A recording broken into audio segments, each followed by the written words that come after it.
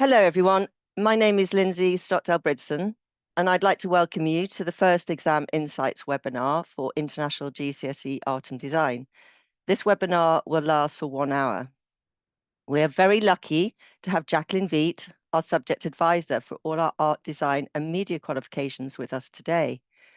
Jacqueline will be available in the chat box throughout the presentation to answer your questions. And there'll also be an open forum for questions at the end of the presentation. The purpose of this event is to give feedback regarding the 2024 series. There will be delegates attending this event who are very familiar with the specification, and those who are relatively new and who are perhaps considering teaching the Pearson specification for the first time. This presentation will be shared with you after today's session and will also be on the website. The qualification has been running for many years, and those of you who entered candidates prior to 2022 will know that submissions used to be sent to the UK to be marked. In 2022, the qualification became entirely digital. Overall, the requirements have not changed that much. There are still two components. Component 1, personal portfolio, where candidates submit one project on a theme chosen by the centre. And component 2, the externally set assignment or exam. Candidates submit one project on a theme set by the exam board. Work for both components is externally marked, with a weighting of 50% for both components. Centres can choose from 5 endorsed titles to submit work. These are fine art, graphic communication, photography, textile design, and three-dimensional design.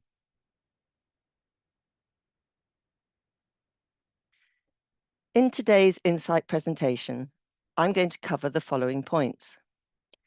Common issues raised by examiners regarding general administration, including digital submissions. General feedback on the performance of candidates in the May-June 2024 exam series.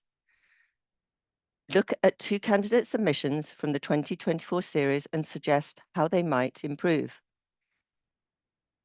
Key points from the Principal Examiner's report in relation to the assessment objectives. Open forum for any questions. I will pause for a bit longer on slides with visual images so you have time to look at them. Most of the submissions presented in this webinar are from this year's entries and are not yet available on the website, but will be soon.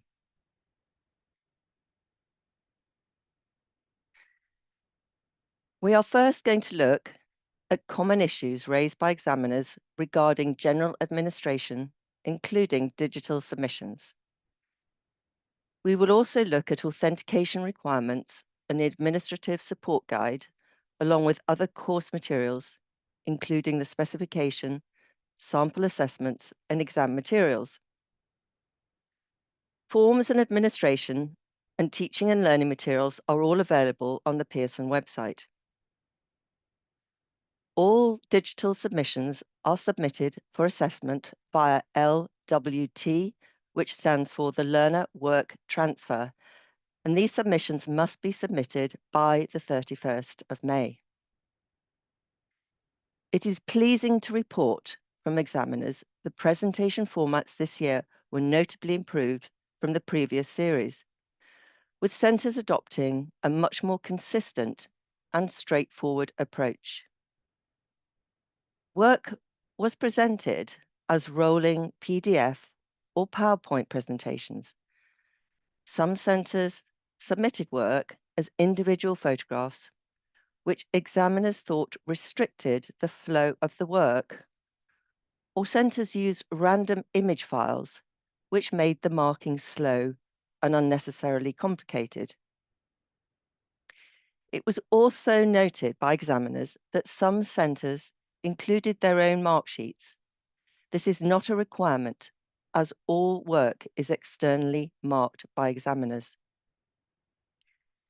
Overall, in this year's series, there was a mix of traditional 4 A2 sheet submissions and digital portfolios with no more than 20 slides per component. It is up to the centre to choose how they submit work in discussion with candidates, as long as they follow the requirements in the Administrative Support Guide and Digital Submission Guide.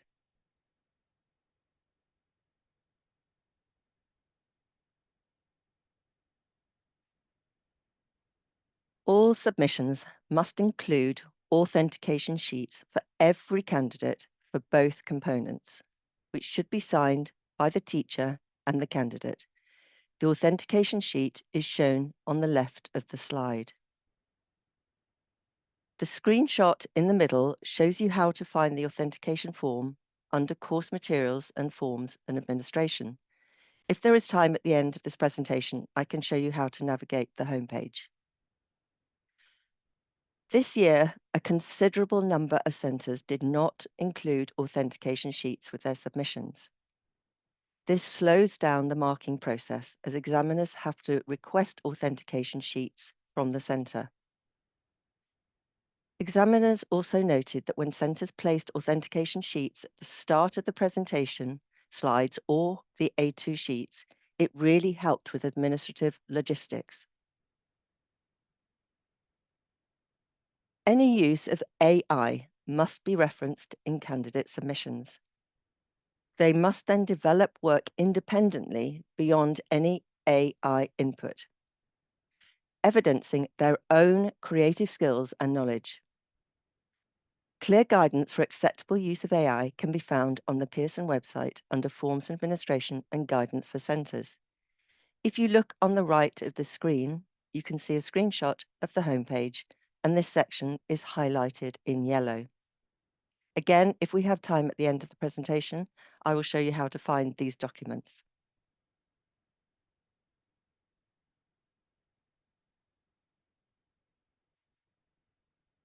Acceptable use of AI tools must be clearly referenced in candidate submissions.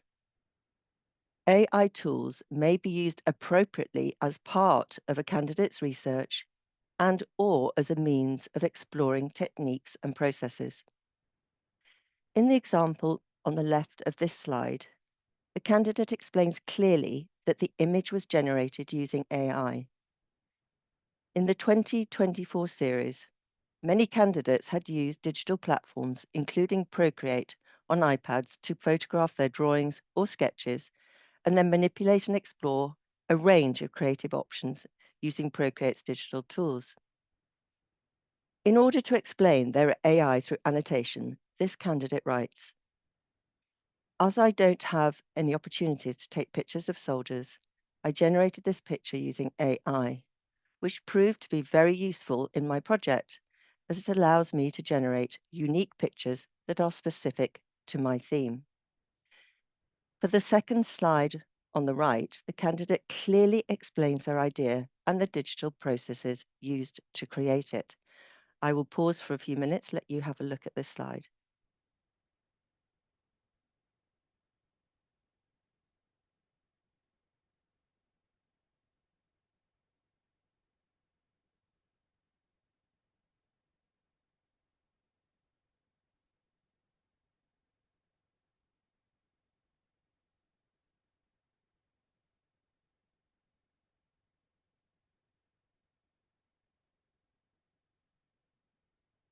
You will have time to have a look at all this work again when the pack is shared with you. In this example, we can see that the candidate used Photopea, enabling them to develop their ideas further using their own digital visual language and media. The candidate annotates. Here I have used an iPad to create a digital piece of artwork using Photopea. This helped me to develop my ideas further for my final piece. Digital submissions were more evident in this year's series, but it was encouraging to note that digital art was not being substituted for observational drawing from primary sources, and some centres seemed to be placing greater importance on recording from first-hand experience in comparison to previous years.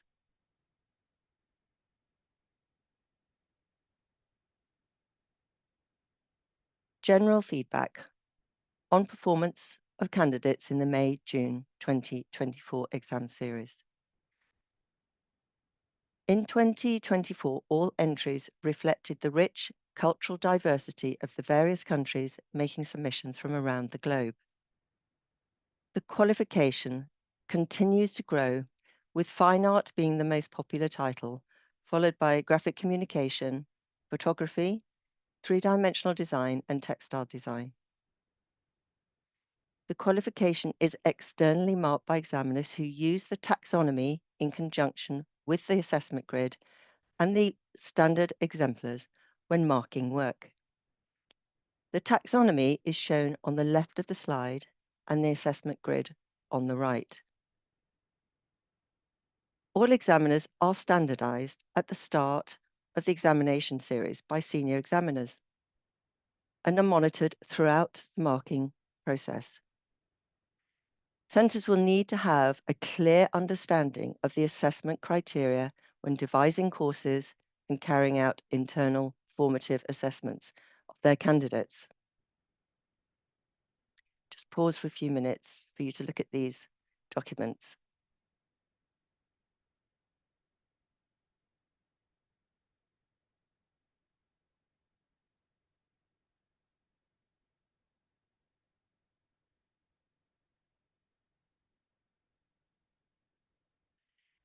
When devising themes, projects or tasks for Component 1, some centres use past examination themes or devised a theme of their own.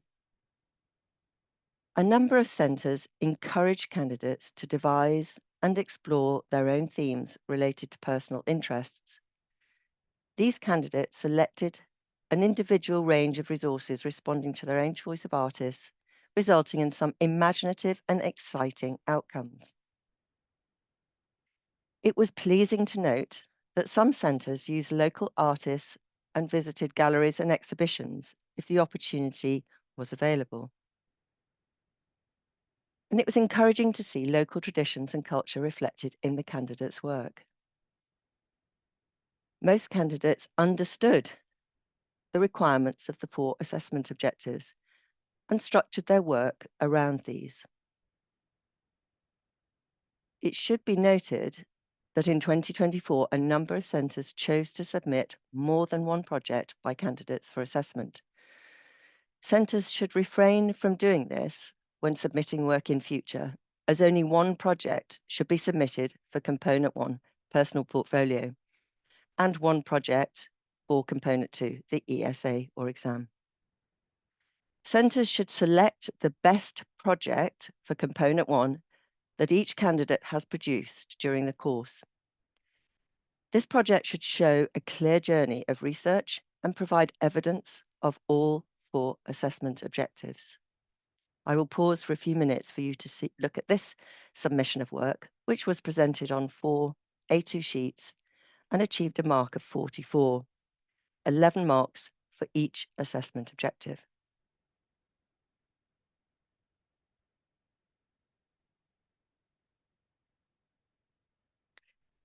I know the annotation is difficult to read on here, but we will be soon uploading new material onto our exemplar gallery, which hopefully will have much clearer annotation for you to be able to read the very important sometimes information that supports the visual evidence.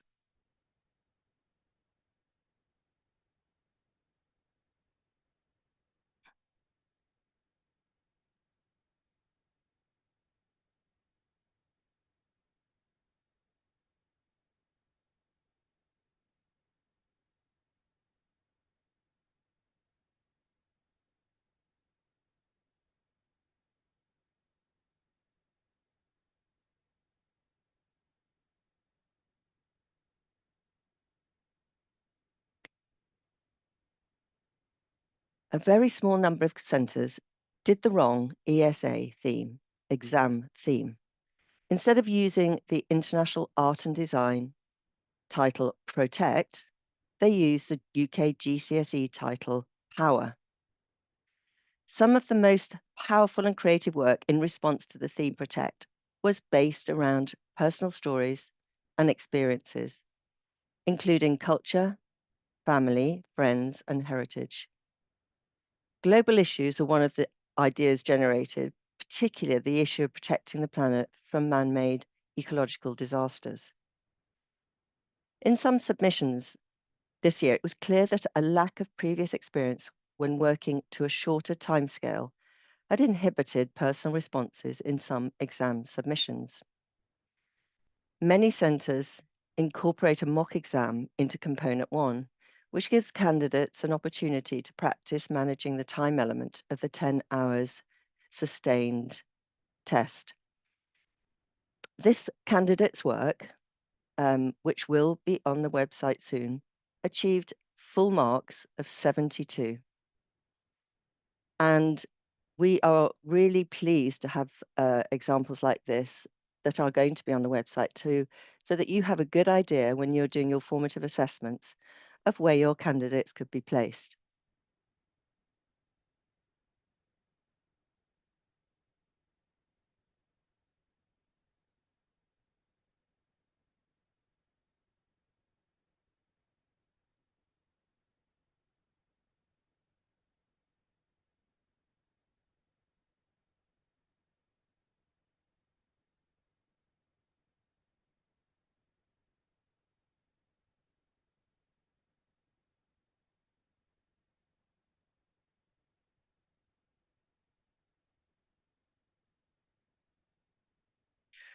We are now going to look at 2 candidate submissions from the 2024 series and how they might improve.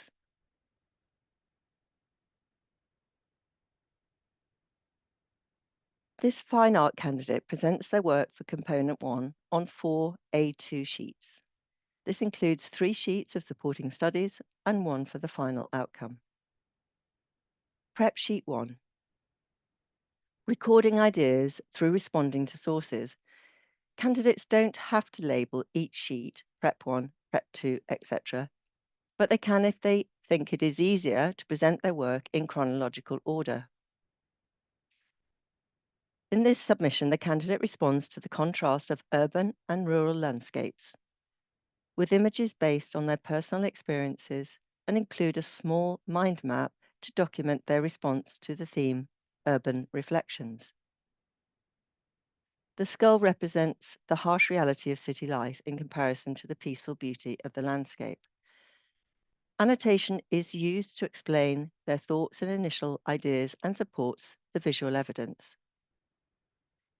They use a variety of drawing and painting media to respond to their primary and secondary sources.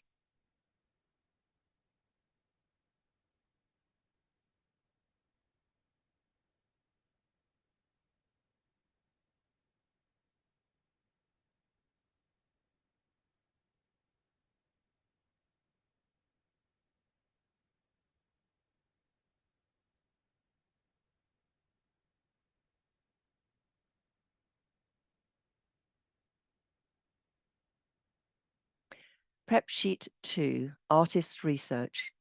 The candidate studies the work of 2 artists for inspiration. They produce a transcription of a painting by Joan Gris, followed by a self-portrait using his cubist style and technique. They also create a transcription and personal response to a surrealist painting by René Magritte using their own photography for reference. The candidate uses annotation to support the visual evidence by explaining their thoughts and processes when developing their ideas.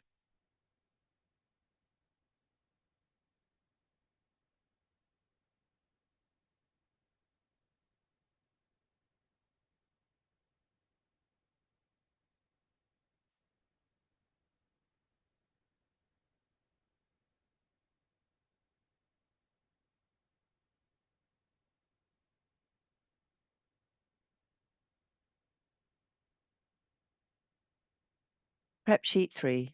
The candidate continues to develop their ideas in relation to urban and rural landscapes, reflecting their understanding of critical sources using cubist and surreal imagery.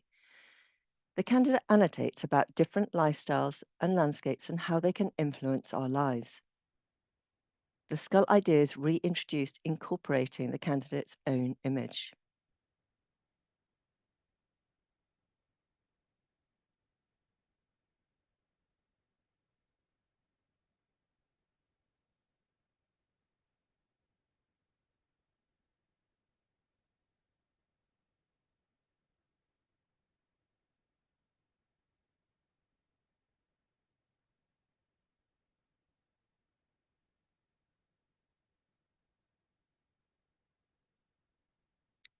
final outcome combines all their initial ideas, incorporating contrasting landscapes, cubism, surrealism, and self-portrait.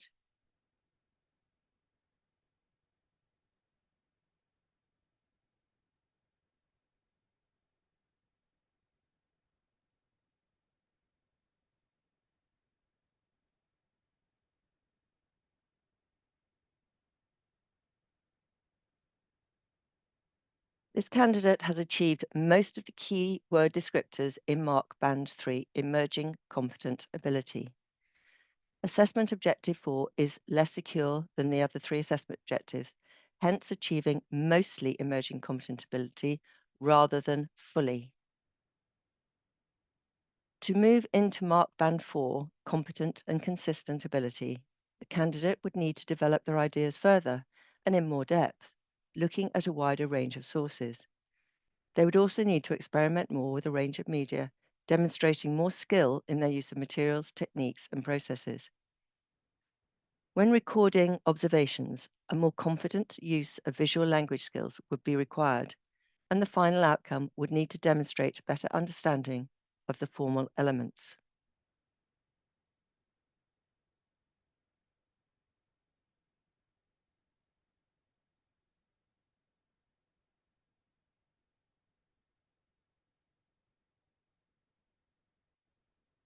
We're now going to look at a graphic communication component to submission.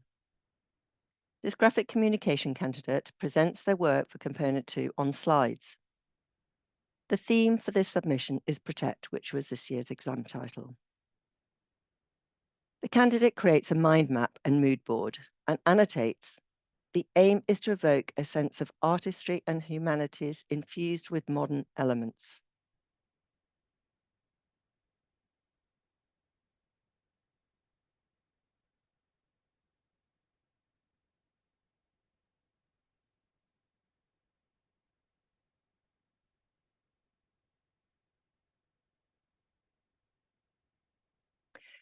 The candidate starts developing logo, typeface, and wordmark designs for a company name.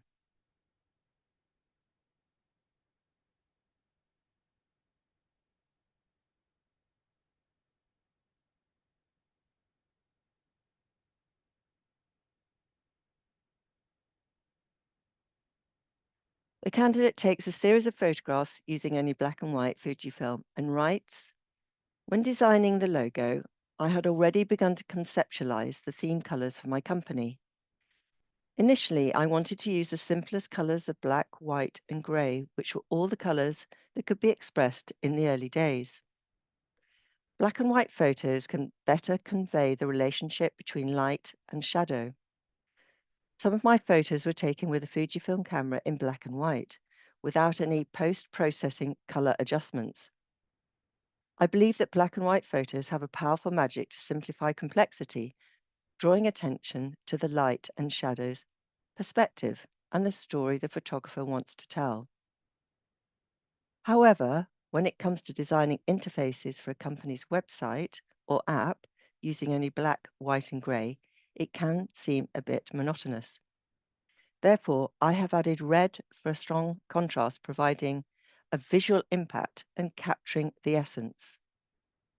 Just like the girl in red in the movie Schindler's List, it gives people a bright feeling."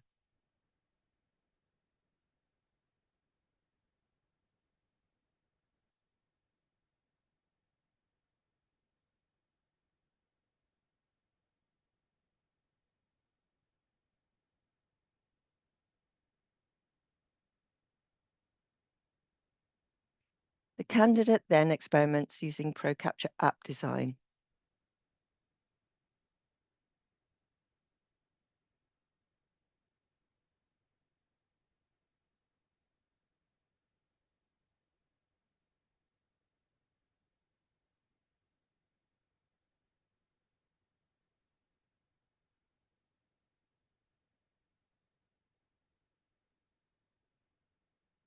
Several ideas for their website design are explored through experimentation with digital media, showing processes and short outcomes throughout this process.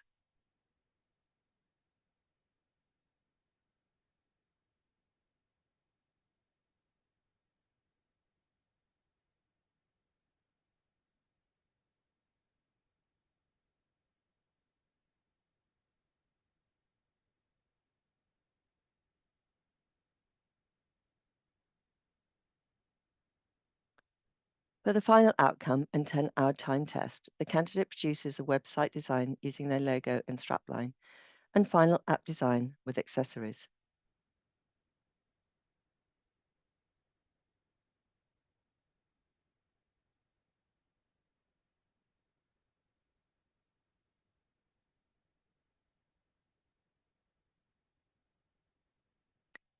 This candidate has achieved some of the keyword descriptors in Mark Band 5 with a mark of 53.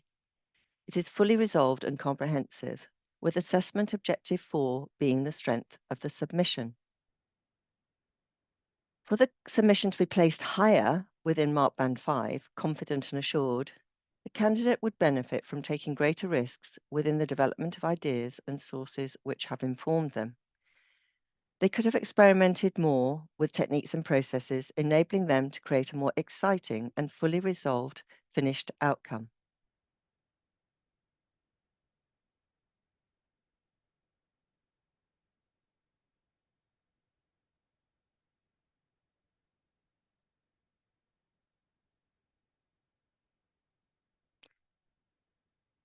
Key points from the Principal Examiner's report in relation to the assessment objectives.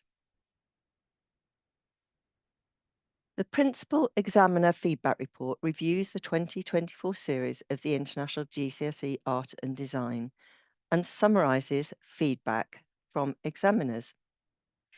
You will find this report under Course Materials on the top navigation bar, Exam Materials, Examiner Report, Paper 1, which is Component 1, and Paper 2, which is Component 2. It would be helpful for all centres to access and read this report, as it gives detailed insight into the 2024 examination series, covering general administration, Component 1 and 2 assessment objectives, Component 1 personal portfolio, and Component 2 externally set assignment. For the purpose of this insight session, I'm going to highlight general comments in relation to the 4 assessment objectives made by examiners. It should be noted that these are generic and must not be seen as a blanket list of criticism or praise for individual centres. As you can see on the slide on the left, this is where to find the report. And on the right, it's just a screenshot of the front page of what the report looks like.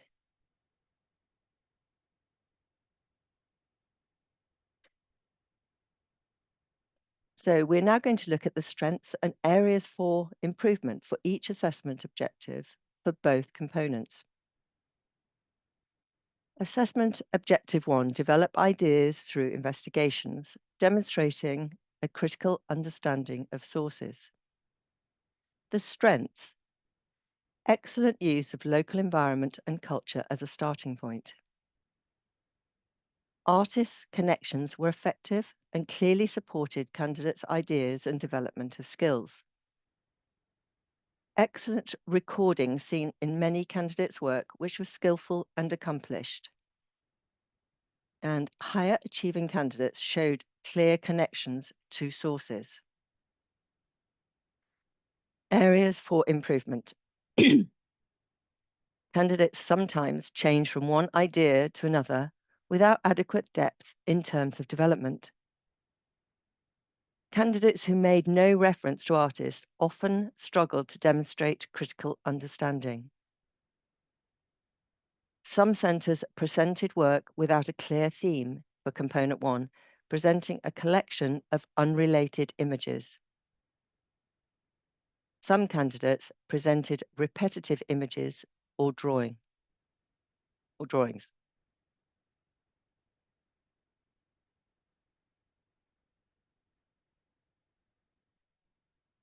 Assessment Objective 2, refine work by exploring ideas, selecting and experimenting with appropriate media, materials, and techniques. Strengths: effective use of sophisticated software and digital programs showing well-taught submissions. Well-documented creative journeys, exciting experimentation, and creative use of mixed media. Areas for improvement. Decorating and embellishing sheets at the expense of substance. This refers to not decorating the pages, but focusing on the visual evidence and the candidate's own work. Experimenting with media did not always have a sense of purpose or direction, and playing safe with known techniques, and a limited range of materials and techniques used.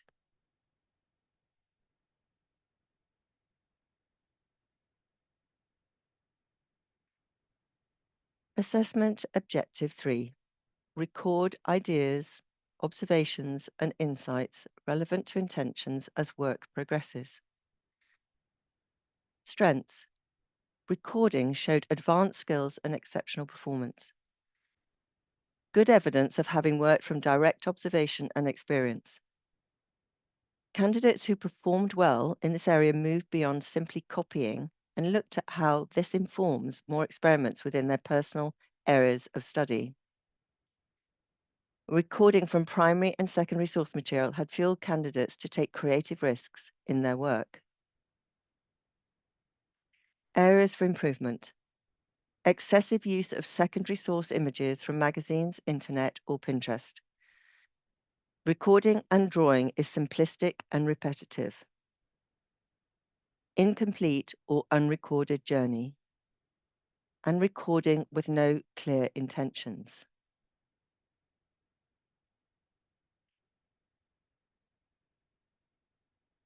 Assessment Objective 4.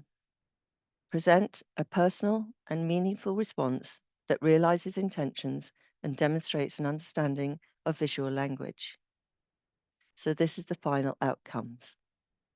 Strengths. In a few cases where the initial research had been average, the actual outcome had been very well executed. Many exceptional candidates realized intentions and clearly demonstrated sophisticated connections and visual language.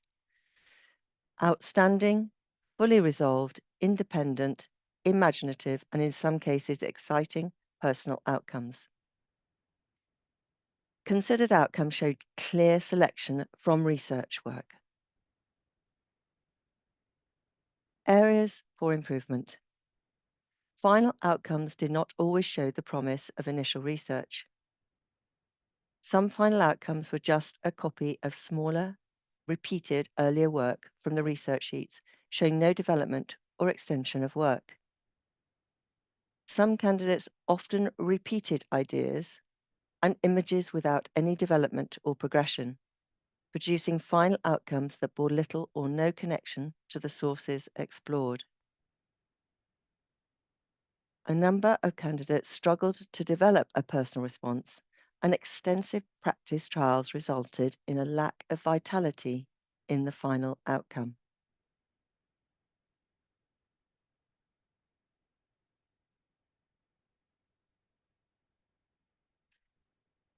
This is just a snapshot of some comments made in the examiner's report.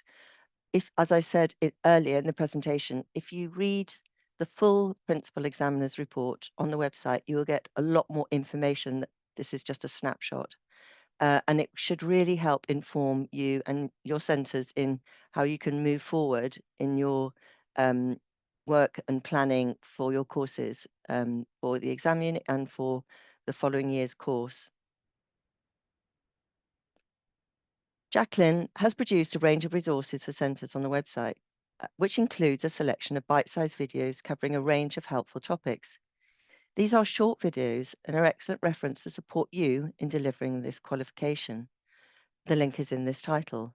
These videos can be shared with your learners and also used in department meetings to help you with understanding the requirements for this qualification.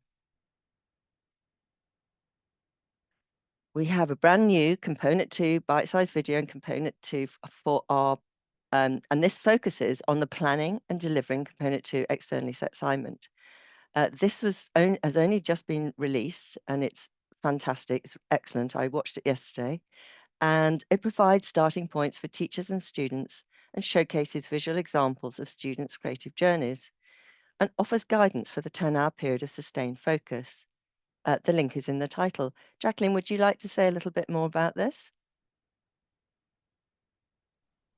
Yes, and I will put the links, Nicola, in the chat so that you have them to hand immediately, because I saw that question as well. But yeah, this was just a great way to take our training that we did last year on Component 2, put it into a bite-sized, less than 10-minute video that just talks about different approaches, shows exemplars about how the teacher starting points and the student starting points can then lead on to the development, refinement of their ideas, and then how they can use that 10 hours effectively and how to timetable it. So just packed full of lots of tips for that Component 2 ESA release. Thank you, Jacqueline. And as you're going to get the exam paper on the 2nd of January, this has come at perfect timing for you to prepare for the release of the exam paper. On January the 14th and 15th, we'll be running Module 1 and 2, Getting Ready to Teach Pearson Edexcel International Art and Design Specification. The link to book these webinars is in the slide, and it is also on the homepage. This online training is mainly designed for teachers who are new to delivering the specification, but it may also be helpful for those of you who have already been delivering this course and would like a refresher. Module 1 focuses on teaching the course and will give you an understanding of the content of the qualification and how to cover it. Course and lesson planning, understanding the assessment, and preparing students for it. Also has a brief overview of support that Pearson can offer to teachers. Module 2 will give you an understanding of how the content is assessed by reviewing the assessment objectives and mark schemes. Practice applying the mark schemes using the exemplar student work, as well as understanding of how marks were determined. So this will cover how examiners mark your learners' work. We ran this for the first time this year, and some of you may have attended that. So these new modules in January will have all new material, all new visuals for you to see, mainly from this year's exam series. In the time we have remaining, please now feel free to raise your hand if you have any questions, and Jacqueline and I can hopefully help you. But all I would like to say is thank you so much for your attention today. And I hope you found the 2024 Exam Insights for International GCSE Art and Design session helpful. So, Jacqueline, if you'd like to join me in the open forum, that would be fantastic. So please raise your hands and unmute if you would like to ask us anything from this session. As I said, the module 1 and 2 that you can book for the January sessions will have a lot more information on this qualification. And they're both 2-hour-long sessions, so it'll be 4 hours in total over the 2 days. And I didn't go into too much detail with some of the work today because this was basically a feedback on the examiners report, which again, I would urge you all to read because this gives you really, really helpful insight into what the examiners found when marking your learners' work this year. Thank you.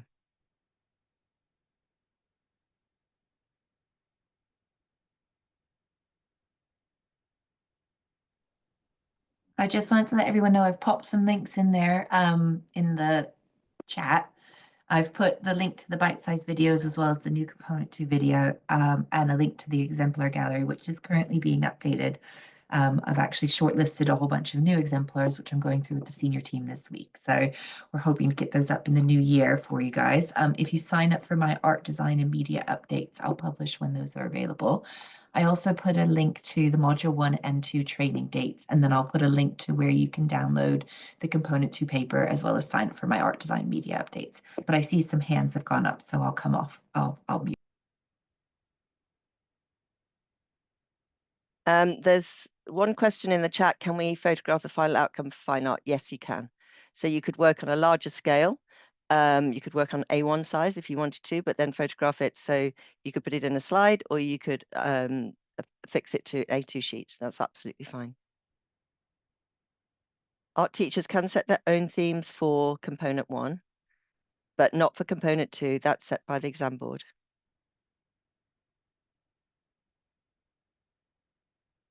Yes, there is opportunities to be examiners. Jacqueline, maybe you can point them in the direction how to apply to be an examiner, because I'm not sure. Yeah, I'll put the application link. It's always live, and then you get contacted if they have a need in to contract in and space. So I'll put the link as well. I'm just finding the other two I said I would put in there as well. Yeah, And it'd I be think lovely. somebody said they Sorry. can't copy the links, but I think if you click on them, that should open, and then you can just save the windows as well. But all of these links will also be in the slides that you get tomorrow alongside your certificate. It's very helpful for examiners if you're doing a PowerPoint presentation to put the work in the order that the candidate created it, so that we can see the full creative journey. No, you can't submit more than 20 slides. That's the limit, but it's 20 slides per component. So 20 for component 1 and 20 for component 2.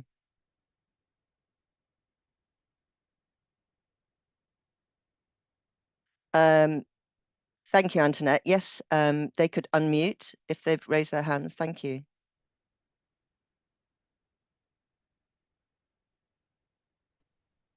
Hello.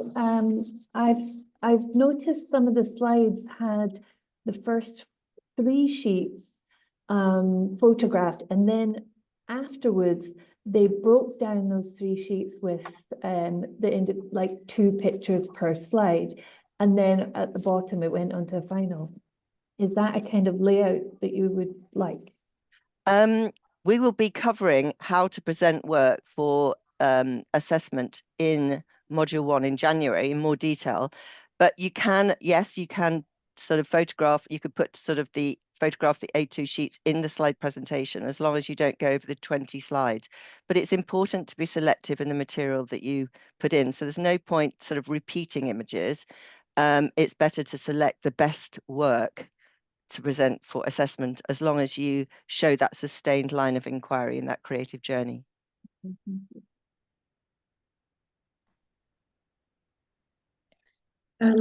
Hello, I just wanted to ask about the development work with the graphic communications projects.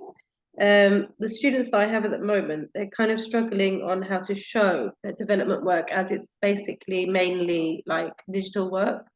Are screenshots enough to show development through their work using Photoshop and Illustrator, or do they need to add any more? No, oh, sorry, I just got a lot of background noise coming through. Sorry, on my headphone. Yes, it's really good. Like I showed, there's a lot of really good exemplars, and there will be more in January to show you for graphic communication and photography how to present work in different ways. It's always good to show screenshots. You don't need to show a lot of screenshots, but you just show some screenshots to show some of the processes and the digital tools you've used, but also for like contact sheets. It's good to just show them on the scale, it's quite a small scale, so you've got plenty of room to show what you've actually done with those images. Because the visual evidence and how the candidate has experimented and developed those ideas is far more valuable than lots and lots of slides of just all the same sort of different, each layer for Photoshop. We don't need to see every layer. We also don't need to see every contact sheet, but just a snapshot. And as I said, we'll be going over this. If you are able to attend in January, we'll be going into the presentation aspect of the qualification in more detail. But yes, it's good to show screenshots to show that process for graphic communication.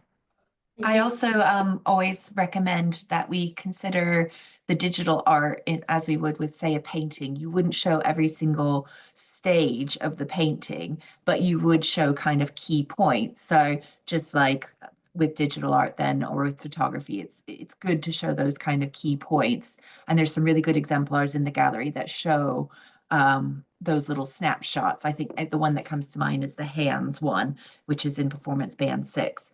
But you don't need to show every single step, just like you would if you were doing a painting.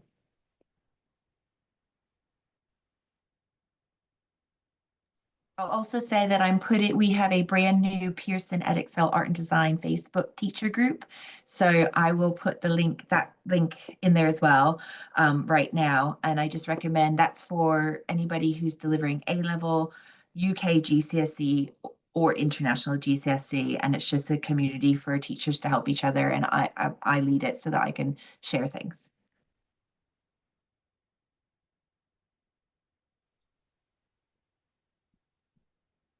No, you don't need to label the sheets like GCSE, because there's a digital submission. Your candidate's work be submitted on the learner work transfer, where we'd have the candidate name and number. But it's quite a good idea, as I said, to have the authentication sheet with the candidate details as well at the beginning of the component 1 and beginning of component 2 PowerPoint or PDF presentation.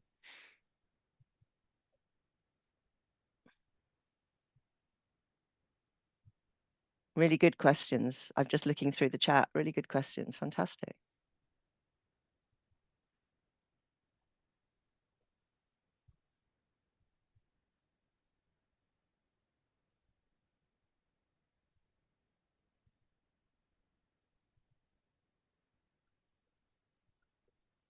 So you would just Iona, sorry. is it Iona has their hand up. If you want to come off mute.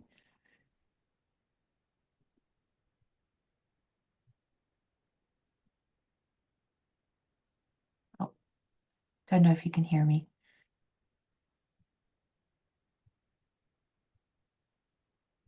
Oh, no, we can't hear you.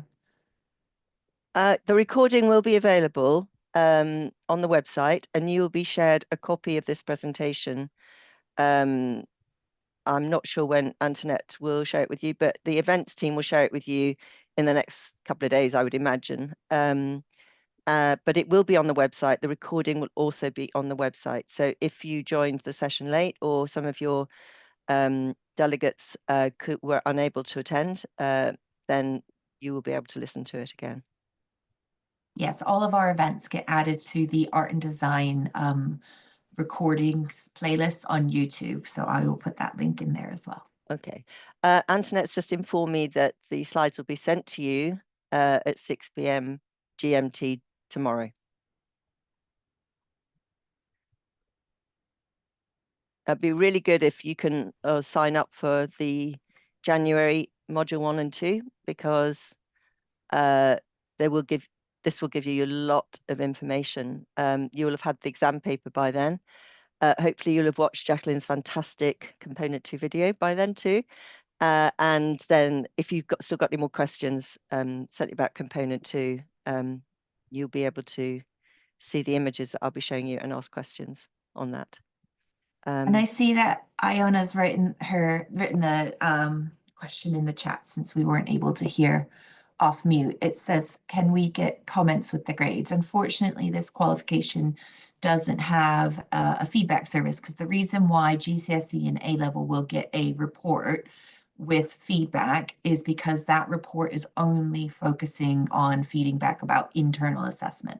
The moderator report can't give any other feedback around individual learners or anything around grades.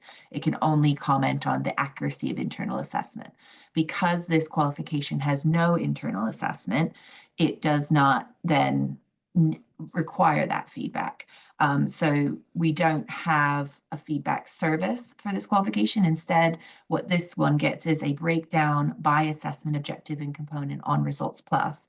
And then you can use that breakdown alongside the taxonomy descriptors and the exemplar gallery, which will have additional exemplars added very soon, to understand how your learners' work relates to those descriptors and also to standard work. So the question here, Jacqueline, on what's the best way to contact you, is the teaching and on the slide is teachinganddesign@pearson.com. You Yes. can email Jacqueline that through there. I think that's the best way for centres to contact you, isn't it? Yes, and that will go through to the whole team, which is teaching services. So it may be me or one of the team. And if they're unable to answer your question, then they send it to me.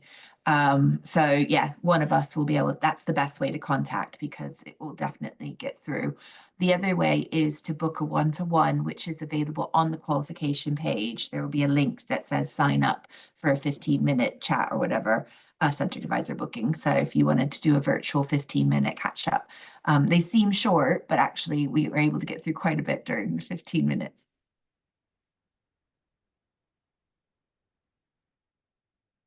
No, you don't submit grades. It's all externally marked. So you don't submit any assessment sheets that you've completed and do your own marking, because this qualification is all externally marked by examiners. So all you need to submit is an authentication sheet with your candidate's work for each component and for every candidate.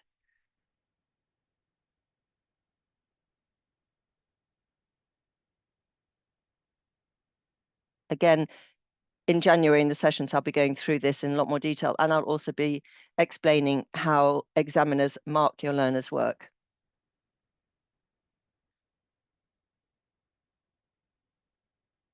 So do sign up for that if you can attend. And if you can't attend, the recordings will be available after the event.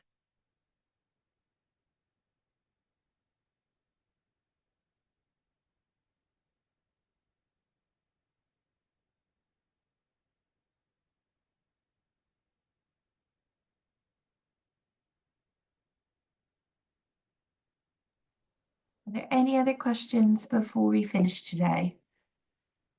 It's been really great being able to hear your questions, see your questions, and go through this feedback. This is a new thing for this year, so I'm really glad that we're doing it.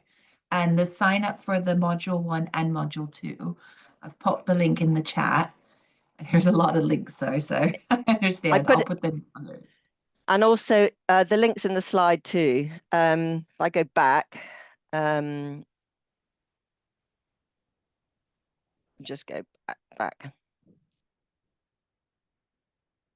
So the link in the title there is to straight, and hopefully my link will work. If it doesn't work, you can go onto the home page as well, where there's a link to signing up for training, the professional development. But you can click on this link once you get shared this presentation at 6 o'clock tomorrow, or just open the link that Jacqueline's put in the chat.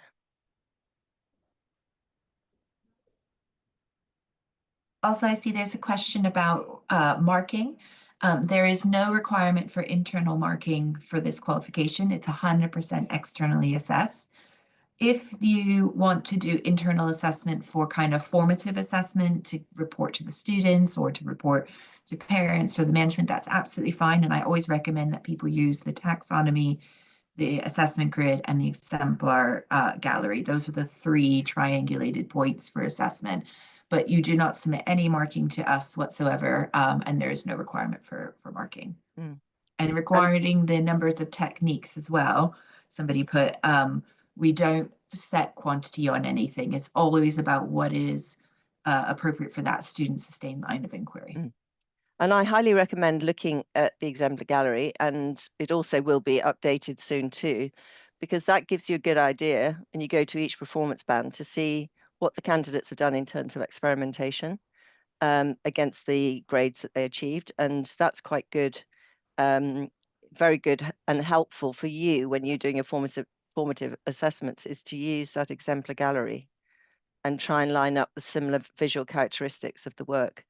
And it doesn't matter, it's title neutral, so you don't have to sort of look for a 3-dimensional design. If you just teach 3-dimensional design, you could look at other titles in order to look at the visual characteristics to line that up with your learner's work. Oh, that's an excellent reminder, yes, because the creative process is the creative process regardless of the media techniques they use. And also, I always found it always helpful to give my students a copy of the taxonomy so that they understood what the descriptors were for the assessment objectives. Is it okay to use one artist technique for final outcome in fine art? If you experiment with several different techniques and you find one that works well for what you want to present, and you've explored lots of different options, experimented with different options, then it's perfectly acceptable to just use one of those techniques for the final outcome. Sometimes candidates feel that they've got to throw all the techniques from all the artists into their final outcome, and that sometimes doesn't work.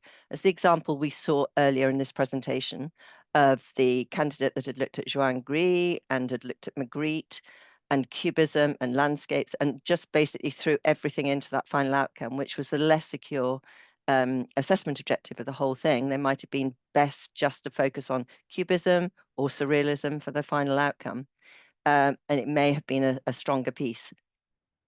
So hopefully that's answered your question.